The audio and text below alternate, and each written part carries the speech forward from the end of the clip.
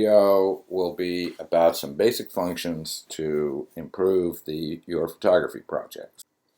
I'm going to go to our graphics folder and open the picture from the last video. Now I'm going to select the crop tool and I'm going to crop off some of the bottom of this photo so that we have a little more sky at the top. Double click and that will set the crop tool.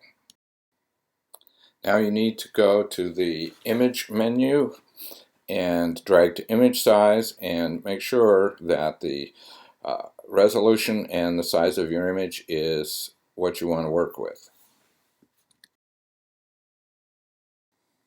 Remember, digital graphics software is often unreliable and can crash at any time, so you want to save early.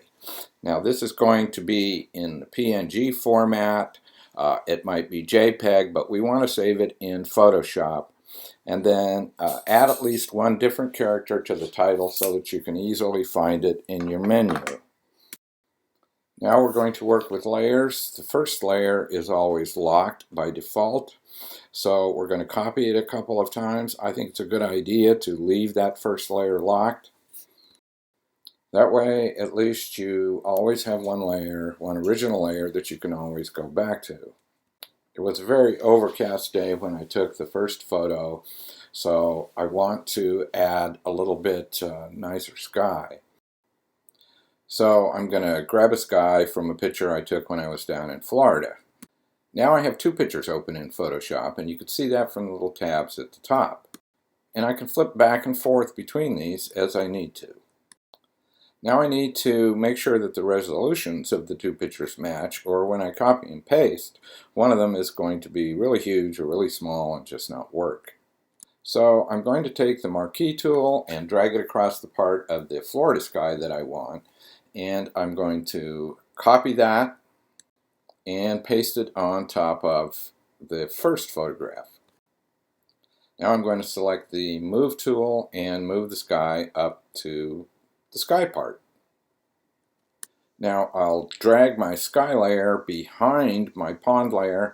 I'll select the magic wand tool and click on the sky and then hit delete, and voila, I have a new sky. Now you must deselect by using the marquee tool and clicking anywhere on the picture. I want to take the eraser tool and get rid of that flat top branch on the first layer that makes the cut and paste look a little too obvious.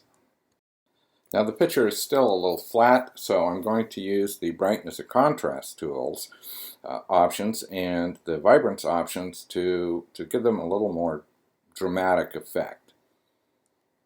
Once again, notice the mouse over screen tips.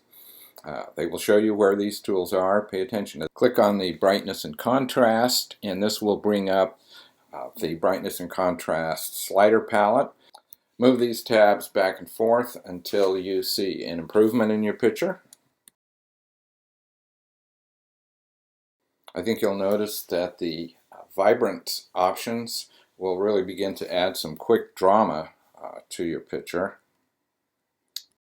Personally, I'm going for a bit more of a stormy day with this photo. I want to green up the trees and bushes, have them a little more lush looking, and make the sky quite a bit more stormy and ominous. It really sort of depends on what you are going for in your photo. This is really a lot of fun, and you need to be open to just experimenting. You can't really lose anything. It's free. It's not costing anything to experiment. Now I'm going to use the blur tool to take the hard edge off of the treetops and so on. Those are farther away in the distance, and the human eye will have a tendency to pick up less detail. So to make it look more natural, we're going to want to blur just the tops of those trees a little bit. You can do this by clicking or you can do it by actually clicking and dragging, kind of smudging a little bit. This really makes the finished picture look a lot more natural. So these have been some very basic tools to get started. The use of layers, the use of copy and paste, matching up your resolutions, a little bit of blurring, how to add some drama. And in just a second here, we're going to see the picture we started with and our end product. I hope you've enjoyed this video by Lobo Gris Lobo Videos, and thank you for watching.